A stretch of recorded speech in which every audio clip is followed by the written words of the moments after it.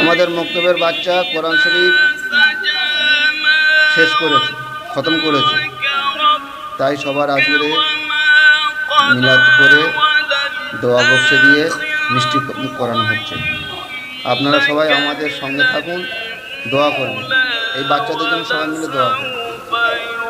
এরা যেন এই কোরআনের পাখিদের জন্য দোয়া করবেন ভালো করে, এরা যেন সারা জীবনভর কোরআনকে যেন মজবুতির সঙ্গে ধরে থাকতে পারে। এই দেখো বাচ্চারা সব কোরআন শরীফ পড়েছে, মিষ্টি মুখ করাচ্ছে। হাসলে হবে না, হাসলে হবে না।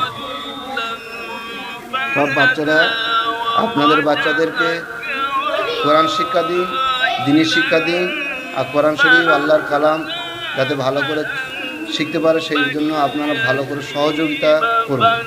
আর এই বাচ্চাদেরকে আপনারা দোয়া করুন যাতে ভালো করে শিখতে পারে।